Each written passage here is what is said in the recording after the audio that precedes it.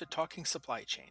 In each episode, top supply chain industry professionals and the nation's top thought leaders join host Brian Strait and share their unique insights to help supply chain managers stay one step ahead of their competition. This is Talking Supply Chain. Artificial intelligence is being sold to procurement teams as a massive time saver. Recent research from OpenAI suggests workers using AI tools are saving time each and every day. But inside sourcing and procurement operations, that reclaimed time isn't always translating into faster decisions, cleaner workflows, or even better outcomes. Hello, and welcome to this episode of Talking Supply Chain. I'm your host, Brian Strait, and today we're going to tackle AI in the procurement teams.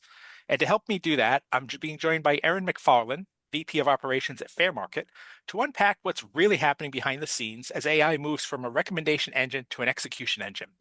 Erin, great to talk to you again. I know we've met before, but welcome to the podcast. Thank you so much for having me, Brian. It's wonderful to be here and great to be talking to you again. Great. I'm kind of excited about this because I love when studies come out and say, hey, AI is going to do this or this technology is going to do that. And then the on the ground reality, depending on the industry, and obviously is a little different. So I'm kind of excited to get your take on procurement teams and what you're seeing with AI there. But before we get into the conversation, can you kind of inform our audience a little bit? Tell them a little about yourself and a little bit about who Fairmarkit is and what you guys do. Sure. So, like you said, I'm Erin McFarland. I run operations at Fairmarkit, and Fairmarkit is an AI sourcing platform. We help our customers find the best suppliers for the goods and services that they're purchasing on an ongoing basis.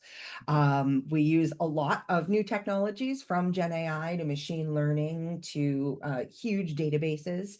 And I get to work with the engineering team, the product team, the customer team, our back end teams, and really helping to put all the pieces together, which is exciting for me because I've been working in procurement and procurement automation for most of my career. Fun story, I started probably 20 years ago with procurement ordering automation at CVS headquarters. So it's wild to me that here I am 20 years later, sort of seeing that really take off. So yeah, that's us, and we work with the biggest companies in the world and help them buy stuff.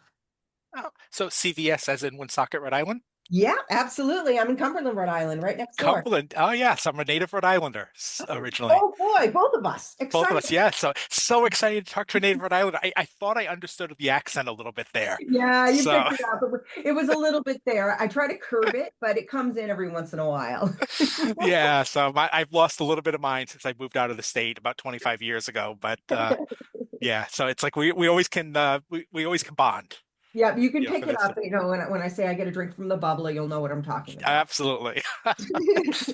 So I'm sure the audience probably doesn't want to hear about us reminiscing about Rhode Island. So Probably let's not, kind of get no. into procurement and AI here. So I mentioned in my open, I mentioned research from OpenAI recently, and while it wasn't specific to procurement professionals, it did show that AI tools are saving workers close to an hour a day of time per day on average. Mhm. So you guys work with procurement. What are Yes. you seeing inside procurement teams? Is that a realistic number? And is that actually leading to better outcomes for procurement teams? In a So broad sense. yeah, so I think it depends a lot on the organization and on the individual role. So I am seeing a lot of time savings coming out of contract analysis, out of building sourcing events, and minimizing some of the paperwork time that goes Mhm. on and the research that has to happen. But it is not necessarily translating in all roles because organizations are sometimes getting stuck on antiquated processes and procedures. So I think it really depends on a company and how much they're willing to change the way that they work in order to make AI adoption and technology adoption work inside their organization. Yep. So it's not necessarily, so you may be saving time here, but not necessarily in the entire process that you're doing then, right? The whole Yeah, thing. exactly. That's right. If you're able to speed up, you've got a supply chain is lots of trucks all moving at the same time. And if you speed up one of them, but you have another that is still operating on old technology, you kind of end up having to wait for everybody else to catch up. So those multiple work streams, that's where some of the challenges end up coming into play. Yep.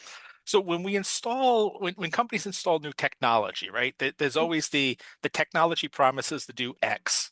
Yep. it does that. In the case of AI, it's promising to save time, streamline operations, but there may be impacts outside of what that narrow focus where the technology was in deployed. So are do you see are there early warning signs that people should look for in procurement that perhaps they're not seeing the improvement across in the end-to-end process? Perhaps is there something that would indicate that the AI may be working here, but maybe not over here?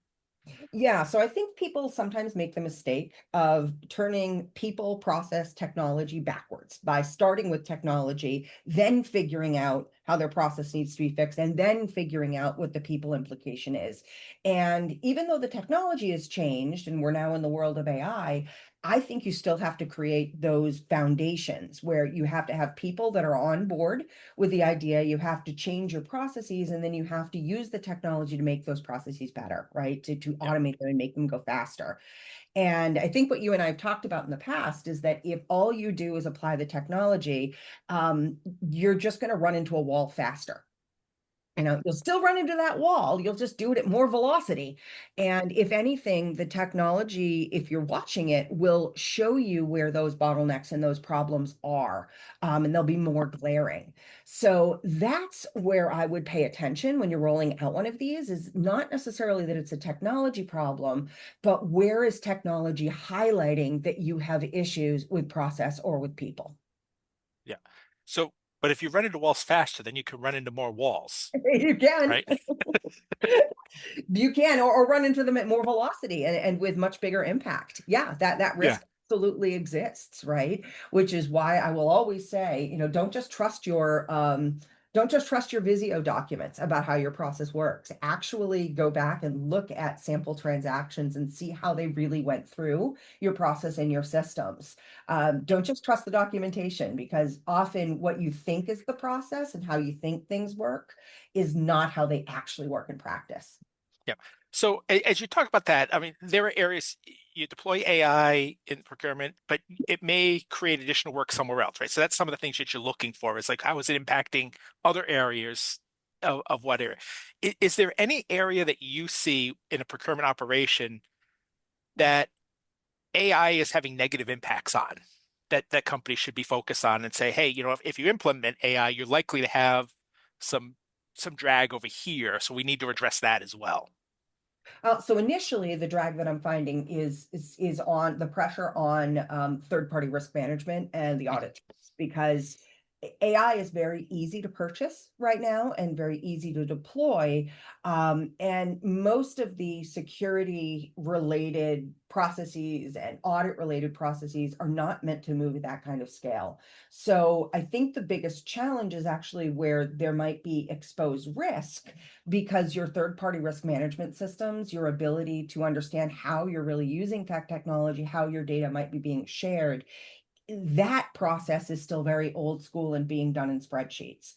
So I think the first place to look is, do you have appropriate oversight of the technology, of the AI tools that are being deployed across your organization, sometimes just by individual people using credit cards. So I think that's one of the first places that I would look for stress.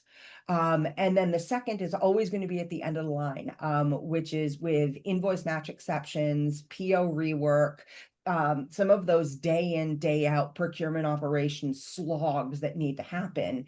If you have tools that are implemented incorrectly or pushing things in the wrong direction, that's where you're going to see that fail, is with a huge rise in match exceptions and rework.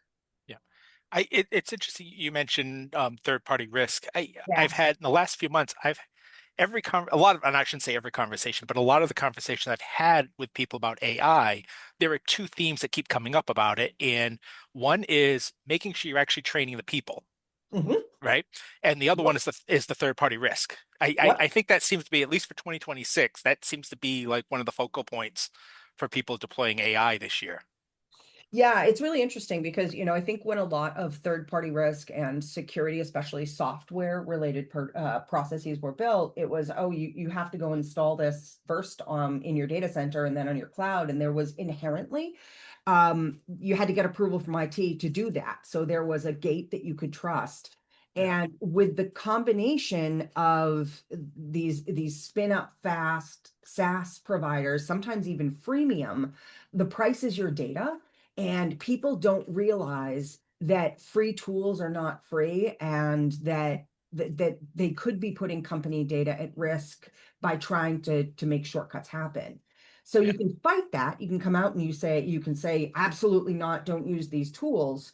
Or you can recognize that people are trying to get their jobs done faster, better, more efficiently, and they're being slowed down by approval processes. So it's a tricky balance, but education has to be where it starts.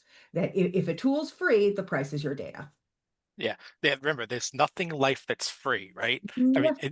and any company that's giving you something entirely free won't be around to give that information for you very long. Yep. So there's something they're getting out of it. So just be aware of that, I think, is that what you're saying in essence. That's exactly what I'm saying. Yeah. That's especially true with AI tools, because there are Yeah. lots and lots and lots of free AI tools out there, and they deliberately make it very, very easy for individuals to sign up for and begin using those tools. And it can get out of hand really quickly. Yeah. When we put out any solution, right, we always look for metrics or KPIs. In AI's case, I think most people go to cost reductions and time saved, Yeah. typically, right? In the procurement space, are those the right metrics for you to be looking at as to whether the AI is working, or is there something else that we should be monitoring to determine whether the AI is actually improving the process and improving the throughput and the decision qualities that we have? So I think procurement metrics are fundamentally going to be the same no matter what technology you're measuring, and that's going to be some version of better, faster, cheaper. And you talked Hmm. about faster and cheaper, right? Faster from an efficiency perspective, but also in a time that it takes you to get your stuff or get your service delivered, right? So I would always make sure that you're not just looking at how long it takes to navigate the procurement process, but also, are you reducing lead times? Are we making it easier to get the plumbing service completed when you have a busted pipe, right? So that's the faster. We've talked about the cheaper, but I think the better part is really where a lot of great opportunity lies. So when I think about better for procurement, I think about it in terms of improved SLAs with our suppliers, more Hmm. trust in the supply chain, more visibility to what's happening, the ability to look up the supply chain to fourth parties and even fifth parties. And I think that's an additional layer that AI offers a lot of insight and can really be helpful, but it's more difficult to quantify. So I would encourage people to not just look at faster and cheaper, but to also see how can AI be helping you make better decisions, or to have more visibility of the decisions that are being made. Yeah.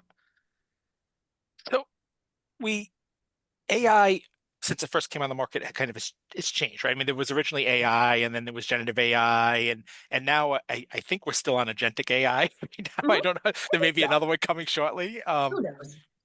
But agentic AI is what everybody kind of is focused on at the moment, and use of agents, which I think have a lot of potential in business, right? Yeah, for But one sure. of the things that they do is they are able to initiate actions, right? Instead of just making a recommendation of what to do. Mhm. And I know I've talked with you about this, about automating that procurement process. I know Walmart is an organization that's done some of that, where these agents handle the entire process.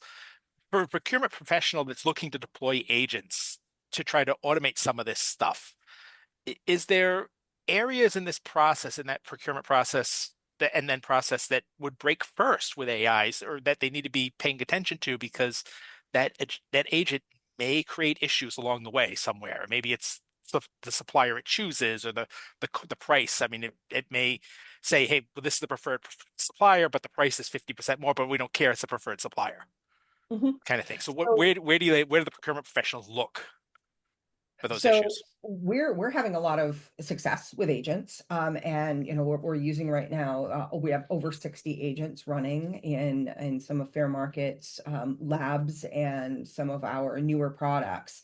And one of the things that we're finding is really important is continuing to build human in the loop. and the ability to monitor what agents are doing and to create really clear checkpoints, to set boundaries and to set limits. And when you do that, you can keep control over it. I think Okay. what people will frequently make the mistake of doing is just kind of letting an agent, if they build it themselves, let it go free and do whatever it wants to do without setting those really clear boundaries that, I will allow you to make these award decisions within these parameters.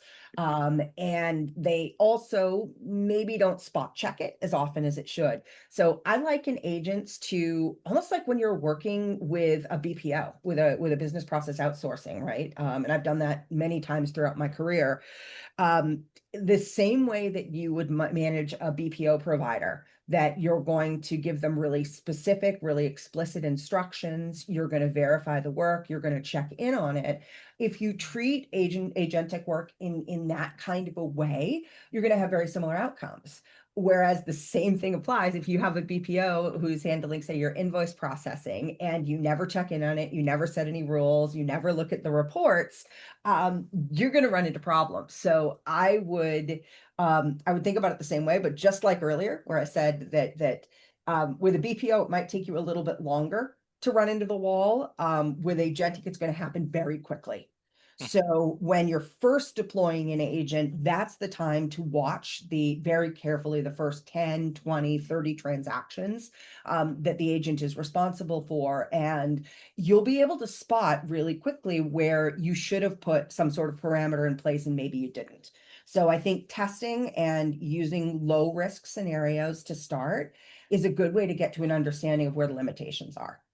Yep. So it's not unlike onboarding a new employee, right? Where they Yeah, have that 90 days and you're paying close attention to them until they prove and build the trust that they exactly. can do the job and do it correctly without your oversight. Exactly. And like I said, I've worked with different BPO teams in different parts of the world where they were working from 11 p.m. my time until 7 a.m. And it can be very easy to just sort of ignore them and assume it's all working. Yeah. And that's a mistake. That's going to end up biting you. And it's very much the same way with an agent. Yeah. So as you guys work with clients that come to you and are looking to automate this process, and maybe they're automating a portion of it, or maybe they're automating the entire, process from the requisition form all the way to the purchase, right? With the Mhm, agent they executes on the contract. mhm. What kind of assumptions do you guys hear from your clients coming in that what do they assume that the AI is going to do, and where are those assumptions most likely wrong? That was actually an easy answer. So people have a tendency to assume that their data is a lot cleaner than it is. Okay. So whether it's inbound requisition data, oh, we have thousands of requisitions, believing that that requisition data is just immediately usable or that your supplier master data is good, it frequently isn't, and that very quickly becomes a stumbling block. Um, Ultimately, AI is just like any other computer. It's going to work off of the information that it's given, and it's especially going to learn from the data in the past, and it's going to learn from that historical information. So you can end up repeating historical mistakes and really getting into an area of, oh geez, that didn't work out the way that I wanted to. So most of the time, when we're seeing people run into initial stumbling blocks, it's that they assumed that their data was cleaner or better than they thought it was, or that they had one process written down on paper or in a Visio document and then found out that the actual process, the way it really happened in real life, was entirely different. Yeah. You mentioned a little bit earlier third-party risk, Mhm. and obviously you were just talking about data being a big part of it, right? And Mhm. so I want to ask you a couple of questions on governance Yes. of all of this, because this is obviously and I've had a lot of discussions on this lately. So a two-part question. Let me ask you the first part, and then I'll follow up with the second part of that. As companies deploy AI, right? They may have governance in place for certain processes. How does the AI though change the risk exposure they have? And do those governance processes need to evolve as you implement more AI, or do they typically cover enough to start with, or is the governance need to be reworked, if you will, right? When you start looking at AI. Yeah, so I do think the governance needs to be reworked for a couple of different reasons. The first one is simply has to be asking the right questions. There are unique questions that need to be asked when you're working with any LLM or someone using an LLM provider. Questions about data retention, questions about data processing, questions about how agents learn, where that information is stored, and how segregated it is for your Mhm. information versus someone else's. So asking those questions is really important. And often our legacy third-party risk systems, maybe our Archers or our process unities or whatever it is that we're using, uh, just haven't been taught the right questions to ask. So I think that's the first is we've got to figure out what are the right questions. But at the same time, I think the more important challenge is that it can't take 6 weeks to go through the process because what I'm seeing right now is people almost purposely or not so purposely trying to avoid these processes so they can get work done. Mhm. And saying, well, I don't have time to do that. I really need to get this tool up and running. I'm, be under pressure to get these things accomplished. And then they're told by procurement, by supply chain, by third party risk, oh, you have to go through this process. And the next review board meeting is next March. And that is as much of a problem as the governance itself. Yep. If it becomes impossible to do it the right way, people will do it the wrong way.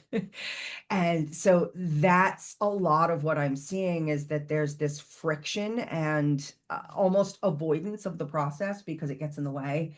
And the amount of risk that I think can end up being exposed as a result of that is really significant. Yep. Well, we see that now with processes, right? I mean, marketing does its thing because marketing has these goals and objectives, and they don't take into consideration the procurement process or the logistics process, 100%. whatever, right? So it's no different, I would assume. Yeah, it's no different, but I think the risk is even higher because you're talking about your data, often data that is extremely confidential or personally identifiable information like employee information, social security numbers. Yeah. The amount of data that is at risk, I think, is underestimated right now. Yeah.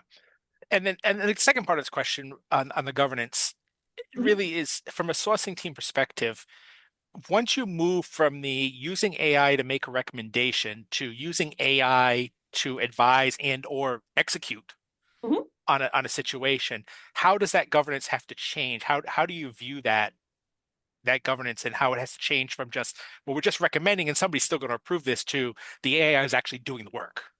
I guess that doesn't worry me quite as much because I've done a Okay. lot of analysis here on our end around decisions made by humans versus decisions made by automation. And Hmm. as long again as the parameters are set up properly, I actually find that the AI and the technology makes more consistent and I won't say better, but more justifiable decisions often than humans do. Um, so I don't see increased risk there. If anything, we're seeing the opposite, right? We call the company Okay. Fairmarkit on purpose, and it if you build things with fairness and justifiable decisions in as part of the process, the technology can really help you out there. Um, so I don't necessarily see that as an increased risk. I actually think that's a benefit. And when we go back to talking about that better part, that's where I think technology can actually really help us to make better decisions than our gut feelings can. But you have to have the exception reporting. You have to be looking at the results and comparing them. So we do that. We do that a lot here, where we'll compare our recommended awards versus the awards made by people. Do a lot of A/B testing of how would it have happened if we had turned on the AI on these particular events. What would they have done? You can do those kinds of scenario analyses and very quickly figure out what would have happened if you used AI. I think sometimes people don't take the time to run those sort of scenario tests. Instead, they just jump straight into production and straight into real events. So we're moving for fans of the TV show NCIS. I don't know if you're one of those, but we're moving beyond Gibbs's gut Yep. on these things. Yep, you got it. Well, some people's guts, I think, if everybody could have his gut, then that would be great. But the truth is, not everybody has the same gut, Yeah. right? Um, so yeah, for sure. I want to shift to the humans and the human part of this, because we're still important and we want to be Uh-huh. important. We want to be important, so we keep having jobs. Um, I think the first thing is that traditionally procurement worked. The process worked through, and then it went to Joe's desk. Joe signed off on it. Everything was good, Yeah. right? As AI starts to do some of these things, do we need to set up new approval chains and design new approval design networks, if you will, so that whether Joe is still involved or how does that approval process look where the human is still part of that? Yeah, we definitely do. And the key that I think on approval decisions, it's interesting. One of the things that I do whenever I'm reworking an approval chain is I look at how often that particular approval node says no. And if an approval node never says no, if you've got 99.99% of things coming through that approval node that just get a yes, chances are it's not actually an approval, it's more of an FYI. So I think the first thing to start with is, are the people who are doing the quote unquote approving really looking for something, and are they able to catch and say no on a fairly regular basis? Because Yeah. otherwise it's just hitting somebody's desk and they're just clicking a button. So I think it's really important that as you define approval points in a step, it's what exactly are you checking when you get to that point? What are the five things that you're looking at? Or is it just, oh, I just want to know about it and I just want to give it a gut check before it goes out, because those approvals just slow things down. So I think you need to be very specific when you're sending anything to approval for anybody. You are going to look at these four things, and you're going to make sure that these four things have happened, haven't happened, are set up the way that you expect them to be. And if they're not, you hit the no button and send them back. Yeah.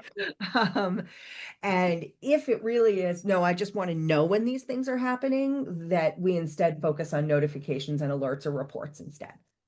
Yep. So those are the things I assume that are easy to allow the AI to execute on. Yeah. Sometimes, yeah, sometimes it is kind of strange how often, like I said, how often I look at an approval node and go, oh wow, you approve 100% of these all the time. So what exactly is the point of this? Yeah. And then on the other side, I think it's another great catch point. You can look at that approval percentage on any given approval node and see it as an opportunity for improvement. So if half of the things that hit an approval node get rejected, that's an indication that there's something going wrong downstream. You need to improve the user experience. You need to change the parameters. You need to educate the people who are doing things. So I would say that it really depends, but I would encourage anybody who's working on an approval chain to regularly look at the approve reject ratios and use that to tweak the process. So I want to ask you another question about humans, and we're going to use Joe and Steve here, our workers Joe and Steve, and they've been great employees for a while. Mhm, And Joe is part of the human in the loop that we hear about. He's involved, he's working with the AI, mhm, etc. Steve, however, wants to protect his job, and mhm. Steve has become a human, what we'll call as a bottleneck, right? Yep. So how do you work how do procurement leaders need to think about this human involvement so that we end up with more Joes and not so many Steves? Yeah, we deal with that a lot here. And frankly, I have throughout most of my career. I talked at the beginning about how I used to do pharmacy ordering for CVS. And there was a time when I'm pointing at my age here, where the pharmacists used to place the orders themselves, right? They knew their clients and their customers, and they'd say, I know flu season's coming up. I know I'm going to have to order more of this medicine. And they would spend a significant amount of their time as pharmacists actually placing orders, right? On a weekly basis, placing their drug orders. And there was a lot of resistance, that you wouldn't want to trust the machine to place your orders right, and that I was going to lose my job and my job wasn't going to be that important. And the right conversation to have with people, either the ones who embrace it or the ones who don't, of what do you actually want to be doing with your time? What work do you enjoy doing? And almost all the time, the work they enjoy doing is not the work that is at risk with technology improvements. No one wants to be flipping requisitions to POs. Like, nobody wants to do that. That's not your career move. That's not the thing that brings you joy in your life and that makes you feel like you're bringing value to the company. So, what I find the answer is usually there. People are coming at this from a place of fear. I'm afraid I'm going to lose my job. I'm afraid it's going to take things over. And instead, it's about going, okay, but if you didn't have to do that, what work would you really want to be working on? What are some projects that you wish we'd had time for? And sort of reframing the conversation with people to look in that direction of, rather than coming at it from a place of fear, more from a place of opportunity. If you didn't have to do that thing, what's other stuff you could do instead? And using people collaboratively to figure out what the future looks like. Because yeah, we're saving time, but what do we do with that extra time? That's the interesting part. The cool thing isn't that you saved an hour. The cool thing is that you got to do a much more strategic, more interesting, more valuable thing with that extra hour you gained a day. Yeah. And I've heard so many people talk about it, and somebody, I don't know, there was a conference I was at, or somebody told me this, but they viewed it as those that the workers for A under A, there's two workers, right? There's the worker who's going to resist and Mhm, is not going to do it, and there's the worker that's going to adopt it as part of their workflow, mhm. and those are going to become the really valuable employees to companies because they're Yeah, adding a lot of value. I would agree, but I'll also tell you, having done a ton of these rollouts myself, often the person who starts off being the biggest resistor, if you win that person over, they become the most incredible champion. Yeah, So I wouldn't just give up on that person, especially if they're very passionately disagreeing about the issue and they're really vocal about it. It can be easy to take that person and just write them off in your head. What I would say instead is talk with that person about their concerns, have a real conversation about where they think there are risks and where there's a potential for growth. Because man, if you win them over, they'll win over all the other, who was it, Joes that you have out there, yeah, right? And that's ultimately what you want. You want everybody excited. So yeah. yeah, so I would say don't give up on Joe. Work with Joe and let Joe win over the other people in the organization who are also scared. Yeah. Great, great advice. I want to get two more questions in the few minutes we have left. The first one is we've seen a lot of news. MIT famously put out a study last fall that over, I don't know what the exact number was, but over 80% of AI projects were not delivering the return that people expected from them. Mhm. So I think as while we embrace and rush to embrace AI in industry, there is probably some skepticism as well, Yeah. especially some of the early deployments that, hey, this is going to do these great things that never actually did that. Mhm. So, what are you seeing from organizations that are learning from some of these failures, if you will, Mhm. right? What top organizations? What are they learning? How are they adapting from these high profile failures? I guess, for lack of a better word. Yeah, I think the highest profile failures are where people are given a cool new power tool and they go looking for a project to solve with it. Yeah, Um, and that is a dangerous thing to do. If you're just giving people an edict of here's some new technology, go figure out a way to use it. Um, that's not likely to have the kind of outcome that you're looking for. Instead, it has to go the other direction of where are problems that you have? What are some measurable ways of solving that problem, right? I will know this problem is solved if we get these KPIs, these ROIs, these specific measurements out, and then you look for the technology to solve that problem. Um, I think most of the time when I've seen these things go sideways, it's because there wasn't a defined problem and there weren't defined outcomes that we were hoping to get and we were looking to see and everybody agreed on. Instead, it was, hey, we'll throw some money at this and see what happens. And while that can be interesting for experimentation, when you do that, you have to expect a pretty high rate of failure. So yeah, if you want to minimize your rate of failure, and maybe you don't, maybe you're doing some true R&D and you're just trying to learn stuff. But if you're really looking to get success, you have to define what success looks like at the beginning. yeah. That's so interesting. I have so many conversations with technology providers, not just AI, but just in general, robotic automation, all sorts of different software. And so many of them, the conversation goes with, well, in essence, here's why our solution is really good for solving your problems. Mhm. And The really good ones I like are the ones that tell me that we want the customer to come to us with a pain point, and Yeah, then we'll figure out what the solution is. that's it. Don't come and say, I want this solution, because you don't know that that actually is going to do what you want it to do. That's exactly right. So I think we're seeing some of the mistakes where people just say, "Hey, I want to see you deploy 1,500 agents by the end of the quarter." Yeah. Well, to do what? I mean, so maybe people will meet that 1,500 agents by the end of the quarter, but those agents are just they're doing nothing. They're spinning around in space. They're not delivering. So I think putting goals in place that are purely around deploying technology and not around solutions is going to backfire. Final question I want to get to. I oftentimes in these conversations ask people that, hey, can you give a piece of advice to get started, et cetera. I want to ask you a slight variation of that, and Mm. that is, I want you to ask you to offer a piece of advice, but not for the company that wants to get started with this, because I'm assuming a lot at this point, a lot of them are trying it out. But what questions should they ask? What operational questions should they ask to scale AI from that initial deployment so that they can prove the ROI, or how do they, do that? How do they think about that? What questions do they need to ask to go from the pilot to the scalable product? How do we measure this?